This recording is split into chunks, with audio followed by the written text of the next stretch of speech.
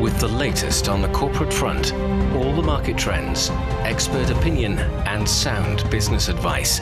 It is your unique window into the business world, direct from the heart of China.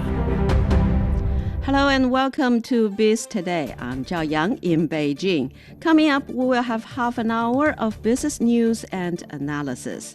On today's show, China has hosted the second International Supply Chain Expo in Beijing. What are the details? And Huawei has unveiled its latest smartphone lineup, the Mate 70 series. What are the new features? And now let's begin with our top story.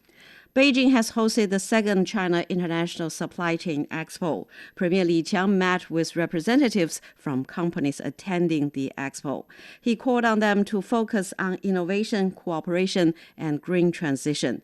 He said the supply chain industry should work against decoupling and urged companies to cooperate and improve global supply chain efficiency.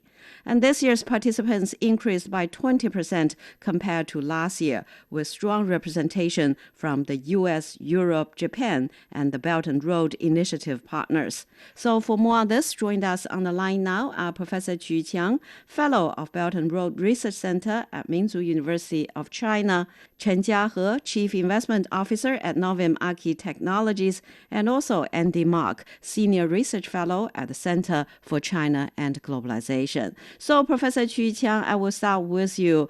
This year, actually, over 600 companies attending the Supply Chain Expo, and there is a pretty strong international showing as well. More than 30% of the attendees were international exhibitors. So what do you think this growing global representation tells us about the international trade and also the supply chain cooperation?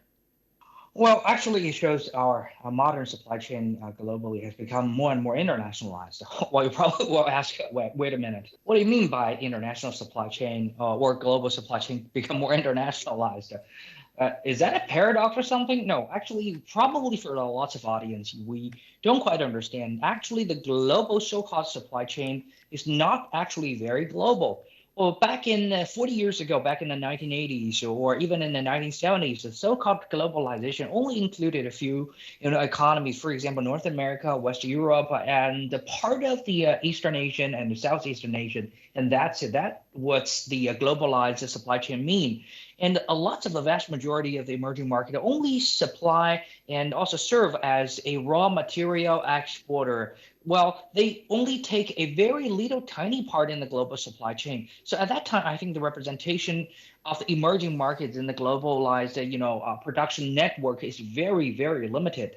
But today, if I take a look at the supply chain, the whole picture, in the 2024, you will find out actually the presentation is actually very, very diversified and wide. For example, you will see many emerging markets have a very big say in the whole manufacturing industry. They're not only serving as a raw material exporter, human resource exporter, but also themselves can become a very important link in the global manufacturing chain, providing technologies, workshops, lands, and also their own share in the engineer teams, providing a very resilient part of capacity for the global supplies. So I think that means all the world is getting more and more involved in the global supply and industrialization. And in many emerging markets, they rise up together with this trend.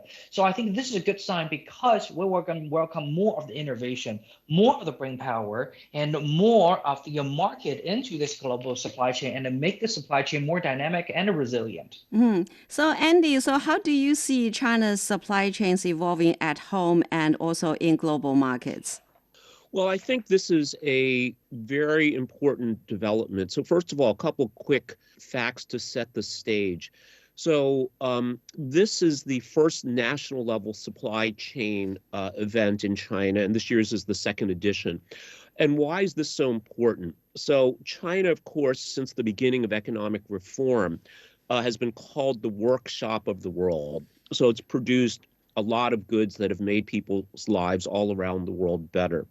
These products and services that people consume, it's like an iceberg is the way I think about it, that these products and services are only the tip of the iceberg. So it's 10% of what can be seen. The 90% of the iceberg that's under the water is the supply chain. So this is the suppliers, the manufacturers, the logistics providers, and including the retailers as well. And without a supply chain, it doesn't matter where you are, you cannot have the products and services that make modern life possible. So this is very, very important. I think it shows China's commitment to globalization in emphasizing improvements in the supply chain, bringing the different players in the supply chain, the different stages of the supply chain together, but also, as we just heard, bringing the players from all around the world. So traditionally, the focus was on developed markets like the United States and Western Europe. Increasingly, Africa, South Asia, Southeast Asia, Latin America are becoming important end markets as well, not just parts of the supply chain like suppliers and maybe some manufacturers, but really participating completely in every stage of the supply chain. And I think of China as providing the glue that is holding that holds the global supply chains together and brings them ever closer together as well. So, Jiahe, so what stand out in China's supply chain right now, do you think? Well, when we look at China's supply chain, especially when we talk about the industrial supply chain, what we are looking at is something that is very hard for any global company to find the replacement for this supply chain. That you have China as the only choice if you look at the global market, if you want the supply chain to be so efficient and so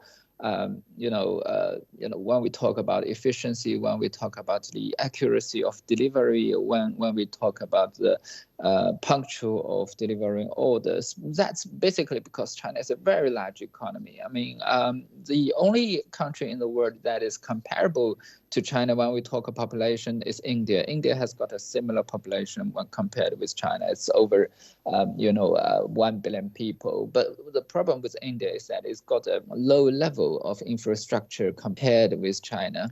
But the other countries, when you look at those countries and you look for replacement of China for the supply chain, such as Vietnam or countries, for example, Mexico, you go to these countries, or even you talk about European countries like France or Germany, they are basically too small when compared with China when you talk about the population, when you talk about the size of the industry. So when you look at China's industry and its supply chain in the global economy, it's actually very hard for you to find a replacement. So it's actually quite unique in the global market. We can offer the global clients probably with the best efficiency that you can ever find.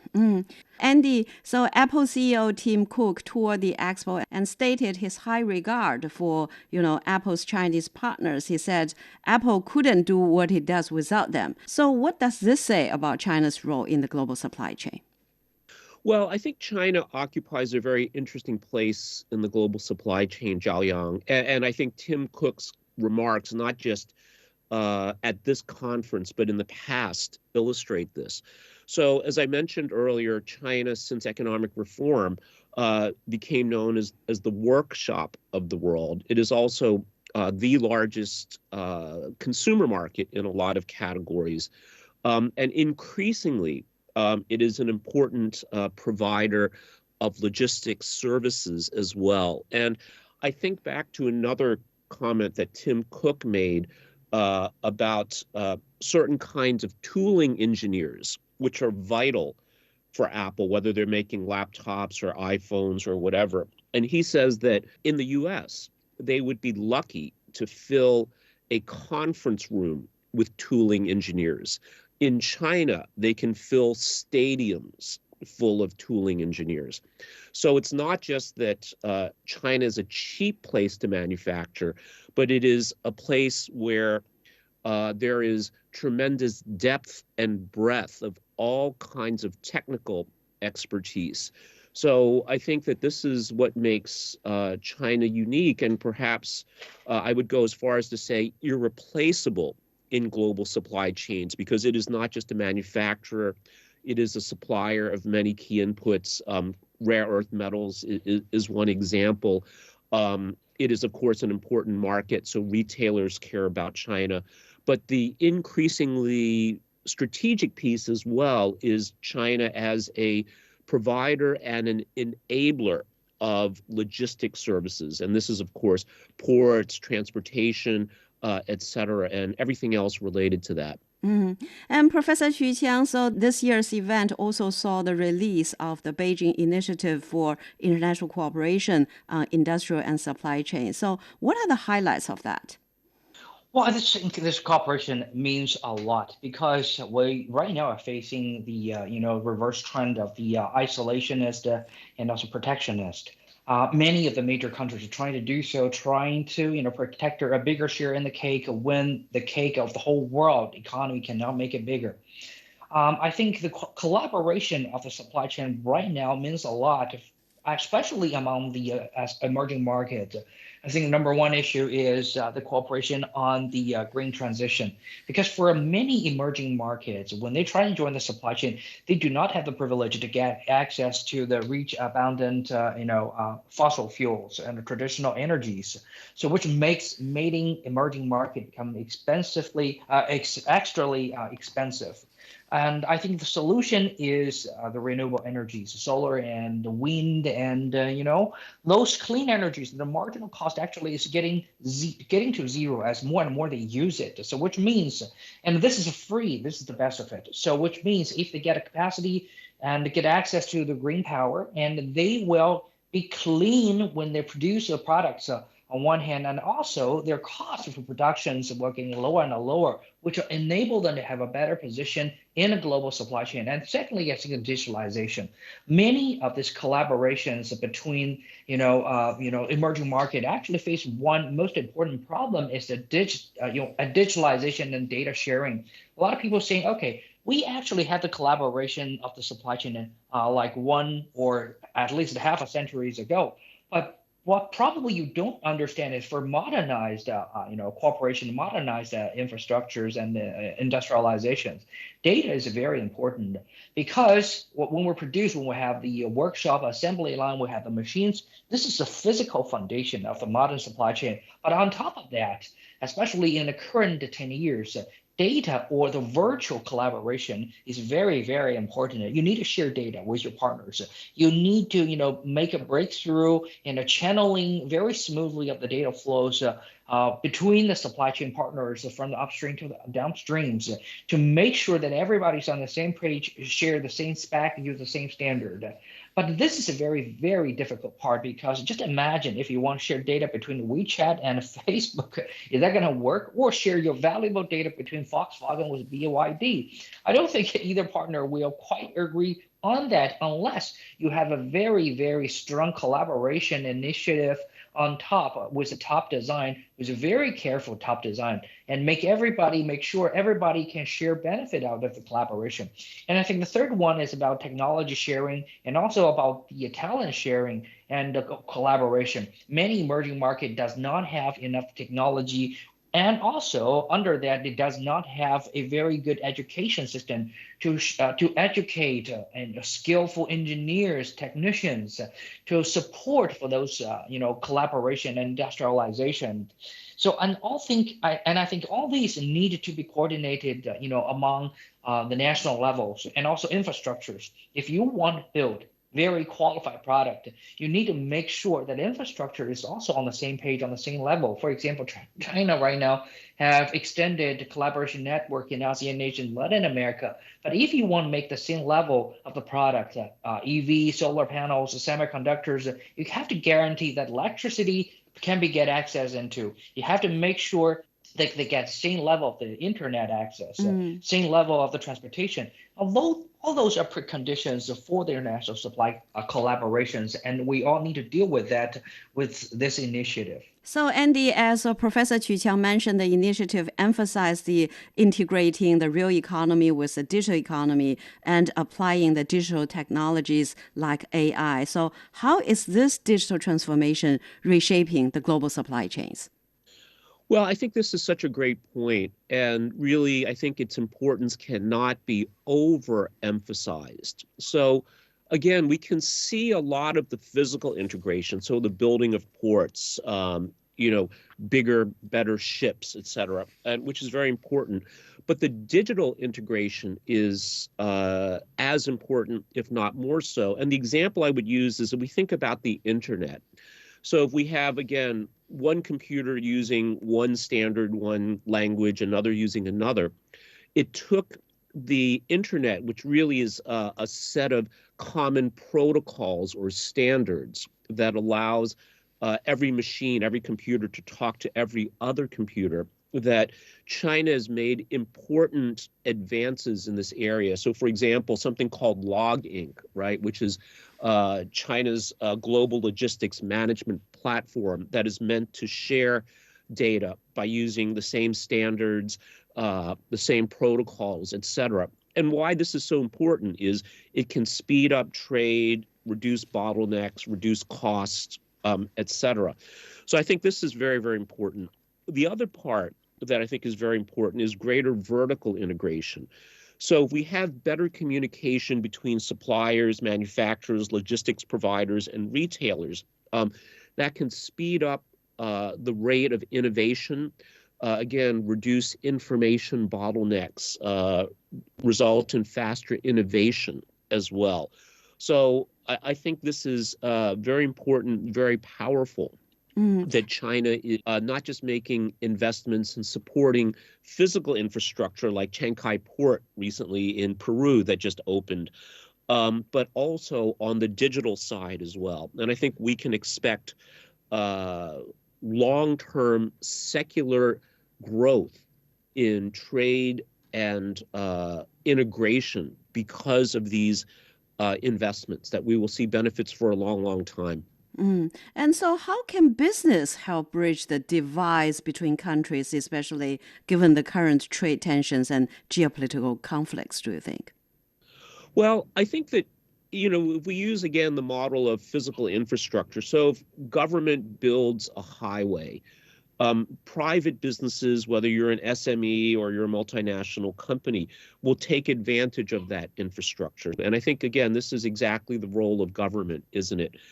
To provide the infrastructure, including the laws and regulations that allow private businesses to thrive. The other thing I would say, too, again, more from a geopolitical angle, not so much purely a commercial perspective, is what we can see is two very different visions of the world. So the two big economies in the world, of course, are China and the United States.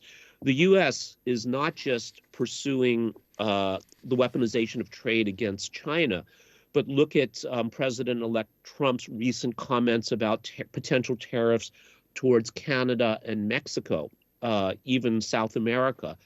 And what this shows is an increasingly isolationist worldview, whereas China's vision of the world is increasing connection. And I think China is putting its money where its mouth is as well, again, with this China International Supply Chain Conference, collaborations with other countries, investments in ports like Chancay Port, et cetera, that two very, very different visions of the world. And I think this will have profound commercial implications going forward as well. Well, we're speaking with Andy Mark, Senior Research Fellow at the Center for China and Globalization, Professor Qu Qiang, Fellow of Belt and Road Research Center at Minzu University of China, and also Chen Jiahe, Chief Investment Officer at Novem Archi Technologies. And after a short break, Huawei has unveiled its latest smartphone lineup, the Mate 70 series. Stay with us.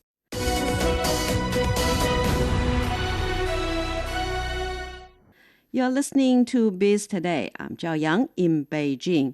Chinese tech giant Huawei has unveiled its latest smartphone lineup, the Mate 70 series. This launch has attracted global attention due to its incorporation of Huawei's operating system, despite the U.S. sanction aimed at hindering China's technological progress. So, Qu Qiang, actually, the Mate 70 runs on Huawei's Harmony OS Next, marking a complete break from Android. So what does this mean? Well, it means Chinese companies, especially the IT tech giants, finally find a way to get technology independence. Well, as as probably everybody familiar with the story knows, that the track record of the technology development is also a history of the weaponization of the technology.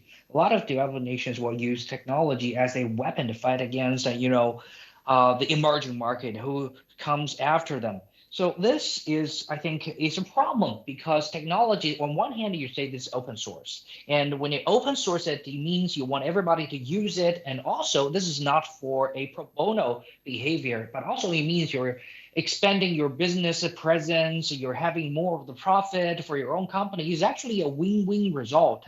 Everybody should, embrace and celebrate it. But until one day somebody realized that, okay, we should probably use this technology to blackmail and threaten the emerging market and the local champions who probably will have a potential to threaten the tech giants in the developed market and their position.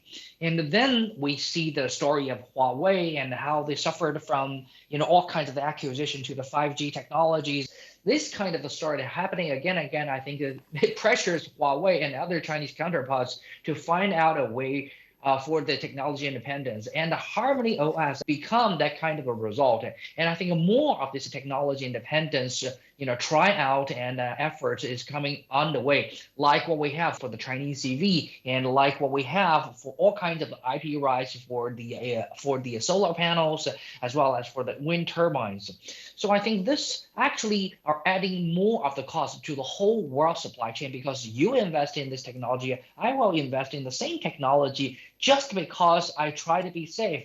I think the better thing we should do is that you invest in technology A and I invest in technology B, and then we share and cooperate with each other for the win-win result. So I think this kind of the situation is something we don't want to see. Well, maybe in one day when everybody can finally calm down, we will find better and rational solutions for the technology competition and to build a more efficient business world. And so, Andy, the self-developed Mate 70, smartphone is Huawei's answer to the U.S. sanctions. So how can Huawei continue navigating the future of the global smartphone competition? Well, I think the trend is clear, Zhaoyang, that since the U.S. launched its unprecedented attack against Huawei, Huawei has insulated itself from these attacks on the technology and the supply side by cleansing its supply chain of American products and technologies. The latest version of Harmony Next is just the latest example of this. And I think, again, we're seeing a lot of concern in the U.S. in different sectors among this, even some very well-regarded, well-respected U.S. academics like Scott Kennedy at the Center for CSIS has written a piece in Foreign Affairs saying that, these efforts by the U.S. Have really backfired and have accelerated China's technological advances instead of slowing them down, at the same time hurting American business interests. Because we shouldn't forget that many of these companies, the Intels, the Qualcomms, rely on China revenue to fund their R&D for the next generation of chips and other technologies. So, again, this is, I think, turning out to be quite a misguided effort by the United States government, and has only strengthened Huawei and accelerated its technological advances. And Jiahe, so with Harmony OS Next being a clean break from Android, how will Huawei handle app compatibility moving forward?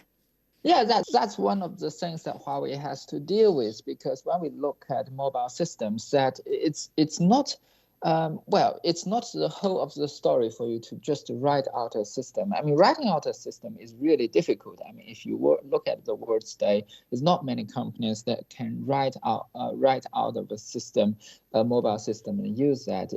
I heard it cost at least a few billions to write a system that is usable. But when you have got a system, there is one other problem, is adding more and more apps to it. You have to encourage everyone to come in and write their apps, especially for your system, after they have got their apps for the system of both Android and the Apple system. So now Huawei is actually the third system that is having a large users among the country. But the good thing for Huawei is that they are capable of doing this basically because they are a very large company. They probably be the number 1 or 2 tech company in China, and China has got this 1.4 billion population. So that means they can be by a very large extent be able to attract a lot of customers, and with more customers using the Huawei mobile phone, that means companies that are writing their own apps will have the incentive to write apps especially for Huawei. I mean, we're talking about Huawei for its mobile phones. Basically, that's because we use mobile phones every day. But if you look at the whole business, Huawei is actually concentrating in a lot of tech areas. It was started with communication equipment built for mobile networks, stuff like that, and it produced a lot of laptops as well, and also produced many things with like smart driving and technology. They're providing a lot of smart driving techniques to automobile manufacturers in China. So if you look at Huawei, it's recruited tens of thousands of very good engineers. So that's why Huawei is making progress in all these areas. It's not just a mobile company. I mean, mobile phone is just probably a name card for Huawei, if we say so, but it got so much advanced with many other technical industries. Well, we're speaking with Chen Jiahe, Chief Investment Officer at Novem Archi Technologies, Professor Qu Qiang, Fellow of Belt and Road Research Center at Minzu University of China, and also Andy Mark, Senior Research Fellow at the Center for China and Globalization. And that's all the time we have for this edition of Biz Today. I'm Zhao Yang in Beijing. Thank you so much for listening.